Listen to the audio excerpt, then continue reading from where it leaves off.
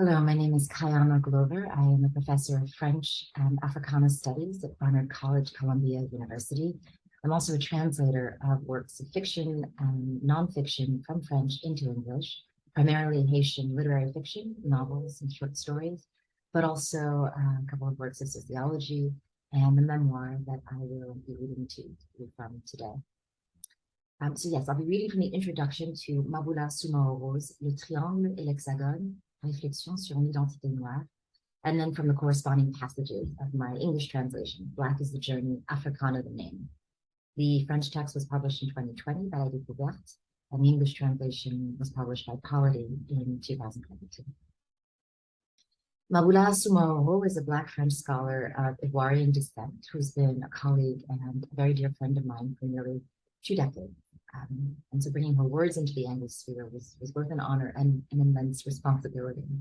Maboula is a very proficient English speaker and writer, and she's someone who has complex feelings about both English and French, and this is something she really delves into in the book itself. And this is a passage that I'll read from you. It talks about her relationship to language in the context of this broader question of her identity as a Black French person with ties to and connections to the United States and the wider diaspora.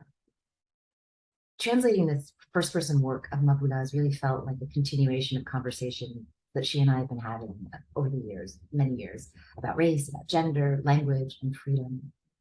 And so much of what's in her book felt very familiar and accessible to me as I read and reread it in preparation for my translation of it.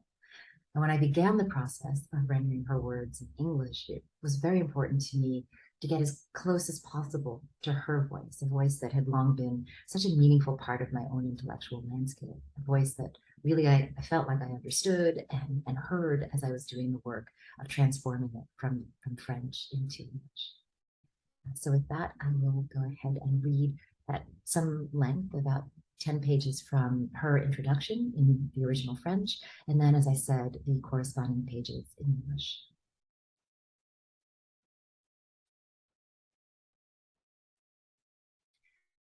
Quel est ce jeu? Il me faut faire simple, débuter par une tentative de réponse à la question existentielle fondamentale. Qui suis-je?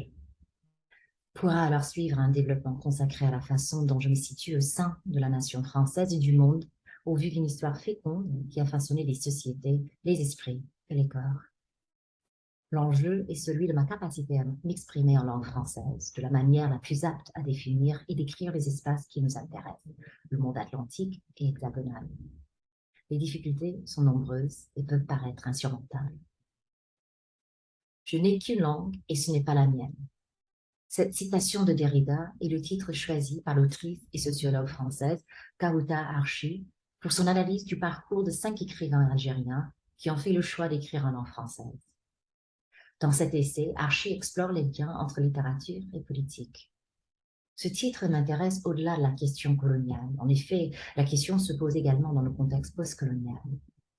Je n'ai qu'une langue et ce n'est pas la mienne. Cette question de la langue, je me la pose moi aussi. Étant née à Paris, issue de parents ayant migré en France depuis la Côte d'Ivoire dans les années 1960, ma langue principale, pâle, celle que j'utilise et que je pratique le plus, celle que je connais le mieux, est le français. Je devrais alors pouvoir décrire cette langue française comme étant la mienne, ma langue maternelle, ma langue première ou naturelle. Ce n'est pourtant pas le cas. Cette langue française n'est pas ma langue maternelle. Elle n'est ni la première langue dans laquelle je me suis exprimée, ni ma langue naturelle. Bien au contraire. Pour moi, cette langue française serait plutôt une langue que j'ai acquise très tôt. En cela, elle n'est nullement une langue qui m'a été transmise naturellement, par ma famille, par le biais de ma mère. Car le français n'est pas la langue de ma mère. C'est pour cette raison qu'il m'est difficile d'identifier clairement ma langue maternelle. J'utilise ici l'adjectif maternelle dans son sens premier, puisque je parle d'une langue qui n'est pas celle de ma mère, que je pratique depuis mon plus jeune âge, qui est celle d'un pays qui n'est pas toujours le mien. La langue d'un pays qui s'est déployé partout dans le monde, un pays fort, un pays dominant, un pays dont je suis l'un des fruits de l'histoire. De ce fait, entre ma mère et la France, il y a l'histoire. Entre ma mère et moi-même, il y a l'histoire. Entre la langue française et moi-même, il y a l'histoire. Une histoire ancienne, à la fois riche et complexe, internationale, splendide et douloureuse, silencieuse oubliée ou tout simplement niée. Pourtant, j'existe et la France n'est pas ma mère. Le français n'est donc pas ma langue maternelle. Je suis pourtant aussi française et je parle cette langue. C'est d'ailleurs la langue que je connais et maîtrise le mieux. Mais cette langue française me pose problème. En premier lieu, parce qu'elle n'est pas totalement mienne. Ensuite, parce qu'elle ne me permet pas de tout exprimer, d'exprimer tout ce que je souhaiterais. Dans ces silences de la langue française, je retrouve les silences lourds qui existent parfois entre ma mère et moi, lorsque nous conversons en français. Ces silences qui existent entre nous seraient moins fréquents, j'en ai la certitude, si je pouvais m'exprimer en dula. Le dula est la langue de ma mère. Cette langue dula ne m'appartient pas non plus. Je ne parle pas la langue de ma mère, je parle d'une langue qui n'est pas celle de ma mère. Qu'est-ce que tout cela signifie pour moi? Quel est l'impact sur ce que je peux dire, ce que je m'autorise à dire, ce que je parviens à exprimer pleinement ou non? La solution trouvée à cette situation et ces questionnements incessants, je parle l'anglais. Cela autorise la distance. La langue anglaise ne m'appartient pas, elle ne me doit rien et je ne lui dois rien en retour. Les choses sont alors tellement plus simples. J'ai aimé cette langue dès mon plus jeune âge. Je l'ai acquise par étapes, année après année, pour finir par la maîtriser après de nombreux efforts et de longues années d'études. La langue anglaise m'a été si pratique.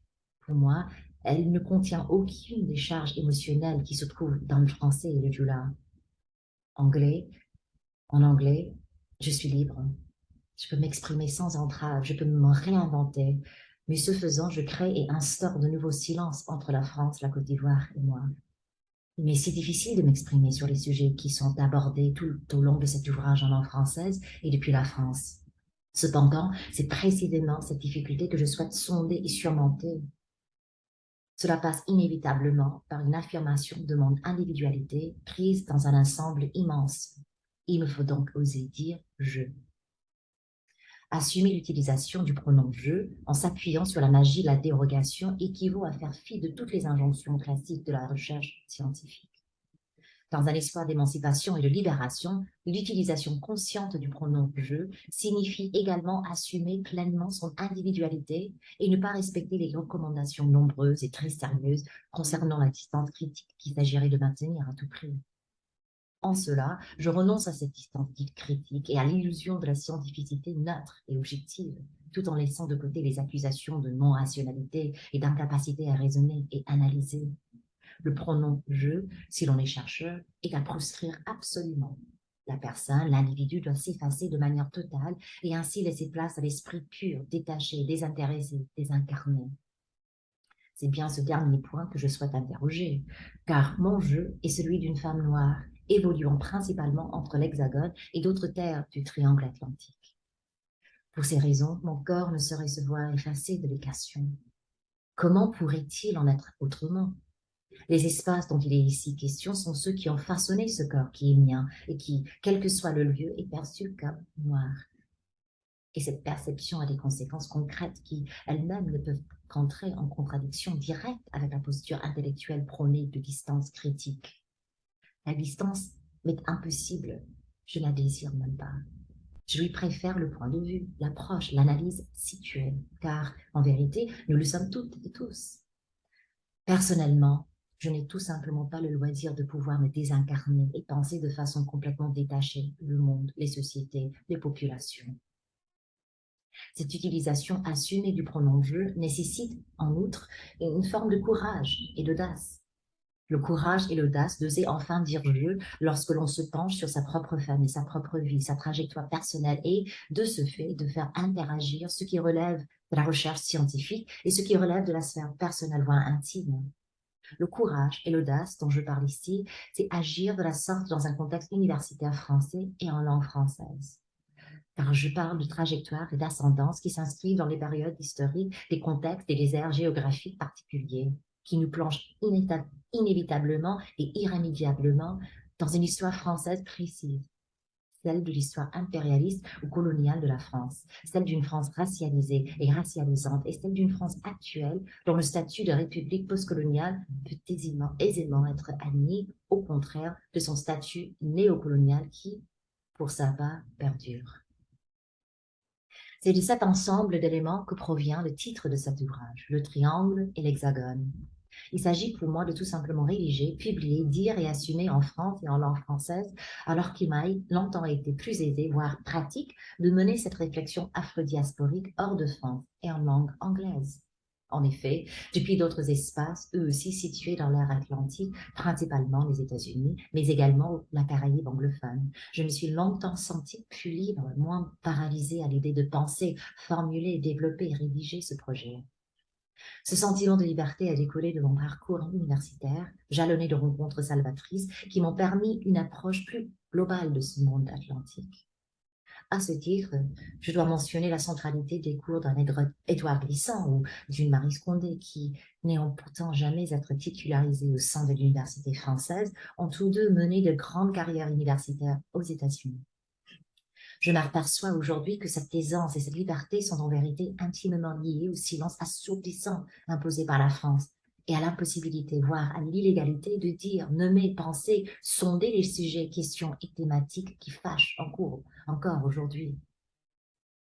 Ces sujets, questions et thématiques sont pourtant étroitement mêlés à la grande histoire qui a transformé l'espace atlantique et le reste du monde depuis la fin du XVe siècle.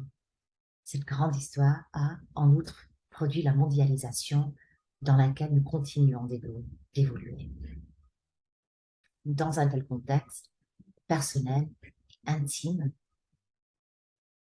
s'entrelacent aux politiques publiques. Ainsi, d'ascendance africaine, née noire en France à la fin du XXe siècle, mon histoire et mon parcours, de fait, s'inscrivent dans une histoire et des géographies bien plus vastes que ma propre personne. Cela étant, cette histoire et ces géographies pèsent et modèlent ma propre vie. Ainsi, en les explorant, en les étudiant, je m'explore et je m'étudie moi-même. Je constitue donc mon objet d'étude. La question qui se pose alors est de savoir que faire de cet état des choses, de quelle manière se positionner. Je pense que la réponse implique un coming out, soit ce que les études sur le genre ont défini comme le préalable indispensable à partir duquel l'individu se situe politiquement et de manière pleinement assumée au sein de la société dans laquelle il évolue. Pour ma part, je suis une femme noire française. Cette partie de mon identité compte et ne saurait être rendue invisible ni dans la société ni dans la recherche française. Cette identité noire, parce qu'elle est fondamentalement politique dans le sens où elle découle d'un large éventail de processus historiques, a bien évidemment fait l'objet de considérations intellectuelles, politiques, religieuses, culturelles, économiques et sociales depuis plusieurs siècles. Précisément, depuis l'ère moderne que j'ai évoquée précédemment. Mais au-delà de tout ce que je viens de mentionner, cette identité noire a des implications ainsi que des conséquences.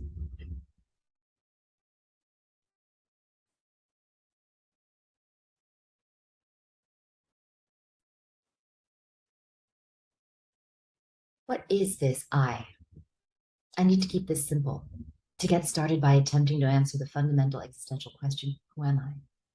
After that, I can move on to developing an explanation of the way I situate myself within the French nation and the world in light of the rich history that has fashioned our societies, minds, and bodies. At stake is my ability to express myself in French in a way most apt to define and describe the spaces that will concern us here, the Atlantic world and the French hexagon. The difficulties are numerous and may seem insurmountable. I have only one language, and it is not mine. These words by Algerian-born French philosopher Jacques Derrida were chosen by French writer and sociologist Kaouta Archi as the title of her book, an analysis of the trajectory of 5 Algerian writers who chose to write in French. In her essay, Archi explores the connections between literature and politics. This title interests me beyond the colonial question. Indeed, the question also arises in the post-colonial context. I have only one language, and it is not mine. This question of language, I also ask it myself. Born in Paris of parents who migrated from the Ivory Coast in the 1960s, my primary language, the one I use and practice the most, the one I know best, is French. So I should be able to call this French language my own, my mother tongue, my first or natural language. Yet this is not the case. This French language is not my mother tongue. It is neither the first language in which I express myself nor my natural language. Quite the contrary. For me, the French language is a language I acquired, albeit early on. Such, it is by no means a language that was transmitted to me naturally by my family by way of my mother, because French is not my mother's language. This is why it's difficult for me to clearly identify my mother tongue. I use the mother here in its original sense, for I speak a language that is not that of my mother, one which I have been using since childhood, which is that of a country that itself is not entirely mine. The language of a country that has spread itself throughout the world, a strong country, a dominant country, a country of whose history I am one of the fruits. For this reason, between my mother and the French nation stands history. Between my mother and myself stands history. Between the French language and myself stands history, an ancient history at once rich and complex, international, splendid and painful, silent, forgotten, quite simply denied. And yet, I exist, and France is not my mother. French is not then my mother tongue, and yet I am also French, and I speak that language. And again, it is the language I know and have mastered the best. But this French language poses a problem for me. First, because it is not entirely mine. And then, because it does not allow me to express everything I would like to express. In the silences of the French language, I encounter the heavy silences that at times stand between my mother and me when we speak in French. The silences that stand between us would be less frequent, I'm very certain, if I could express myself in Jula. Jula is my mother's language. The Jula language does not belong to me either. I do not speak my mother's language. I speak a language that is not that of my mother.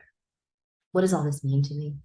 How does it affect what I'm able to say, what I'm permitted to say, what I manage to express fully or not? I found a solution to this situation and to these endless questions. I speak English. This allows for distance. The English language does not belong to me. It owes me nothing, and I owe it nothing in return. Things are so much simpler that way. I have loved this language since childhood. I learned it in stages year after year, and ended up mastering it after much effort and many years of study. The English language has been so very practical for me. It bears none of the emotional weight that burdens both French and Jula. In English, I'm free. I can express myself unfettered. I can reinvent myself, but in doing so, I create and establish new silences between France, the Ivory Coast, and myself.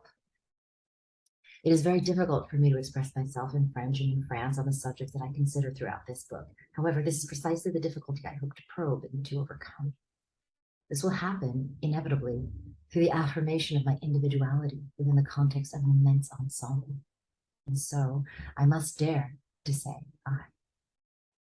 To embrace the pronoun I, relying on the magic of special dispensation, amounts to completely ignoring the classic injunctions of scholarly research. Hoping for some sort of emancipation and liberation, my conscious use of the pronoun I also signals a wholehearted claiming of individuality and a refusal to respect numerous and very serious protocols concerning the idea that critical distance must be maintained at all costs. In that respect, I renounce this so-called critical distance, along with the notion of scholarly neutrality and objectivity. I remain indifferent to the accusation of non-rationality or of an inability to reason or analyze. For scholars, the pronoun I is absolutely prohibited. The human being, the individual, must disappear completely and thereby leave room for the purely intellectual, detached, disinterested, and disembodied. It is this last point I wish to interrogate, for my I is that of a Black woman who has evolved primarily between the French hexagon and other territories of the Atlantic Triangle. For these reasons, my body cannot be erased from the equation. How could it be otherwise? The spaces in question here are those that fashion this body that is mine, and that, no matter where it is perceived as Black. And this perception has concrete consequences that themselves can only exist in direct contradiction with any intellectual claim to critical distance. Such distance is impossible for me. I do not even want it. I prefer a situated point of view, approach, and analysis. For the truth of the matter is, we are all situated. Personally, I simply do not have the luxury of being able to disembody myself and to think about the world, about society, or about people in a completely detached way. This pointed use of the pronoun I requires, moreover, another form of courage and audacity. The courage and the audacity to finally dare to say I as one looks at one's own family, one's own life, one's personal trajectory, and in so doing brings together scholarly research and private, intimate experience. The courage and the audacity I refer to here require doing so in the context of the French Academy and in the French language. For I'm referring to a trajectory and an ancestry that are inscribed in specific historical periods, contexts, and geographic areas that plunges inevitably and irrevocably into a particular French history, that of France's imperialist or colonial history, that of a racialized and racializing France, and that of a contemporary France whose status as a postcolonial republic can easily be accepted, unlike its neocolonial status which also endures. It is out of this combination of elements that the French title of this work emerged, the triangle and the hexagon. For me, it is simply a question of writing, publishing, speaking, and embracing these questions in French and in French. Although for a long time it has been more comfortable, more practical even, for me to pursue these Afro-diasporic reflections outside of France and in English, in other spaces, that is, also situated in the Atlantic arena, primarily the United States, but also the Anglophone Caribbean, where I've long felt freer, less paralyzed by the idea of thinking, formulating, developing, and completing this project. This feeling of freedom emerged out of my path through university, marked as it was by life-saving encounters that provided me with a more global approach to this Atlantic world. Given this, I must mention the centrality of courses by Edouard Glissant and Marie Scondé, scholars and writers who, though they were never awarded a tenured position in the French Academy, built important careers in universities in the United States. I realize now that this ease and this freedom are in fact intimately connected to the deafening silence imposed by France, and to the impossibility, the illegality even, of speaking about, naming, contemplating, or probing subjects, questions, and themes still considered unsettling to this day.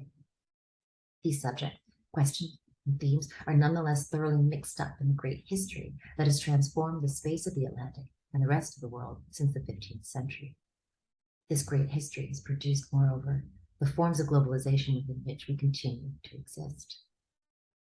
In a context such as this, the personal and the intimate are intertwined with the political, the public. Being then of African origin, born Black in France toward the end of the 20th century, my history and my journey are in fact inscribed in a history and in geographies far vaster than myself.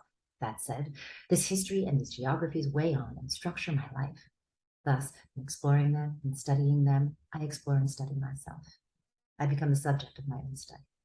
The question that presents itself then is what to do with this state of affairs. How am I meant to position myself? I suppose the answer implies a coming out of sorts, or perhaps what gender studies have defined as the indispensable precondition from which the individual situates herself politically and in full acceptation of herself within the society in which she lives. As far as I'm concerned, I am a Black French woman. This part of my identity counts and will not be rendered invisible, neither in French society nor in French academia. This Black identity, because it is fundamentally political, inasmuch as it emerges from a wide range of historical processes, has of course been the subject of intellectual, political, religious, cultural, economic, and social consideration for centuries, specifically, as I noted earlier, since the beginning of the modern era. But beyond everything I have just mentioned, this Black identity has both implications and consequences. So voilà, those were readings from the French, Le Triangle and l'Hexagone, Maboula Soumahoro, and from my translation of that book, as Black is a Journey, Africana the Name. I really encourage you to pick up the text in French or in English. It is truly a fascinating exploration of what it means to be a racialized minority in a country that won't admit to the very fact that race is a structuring element of social identity. Thanks so much.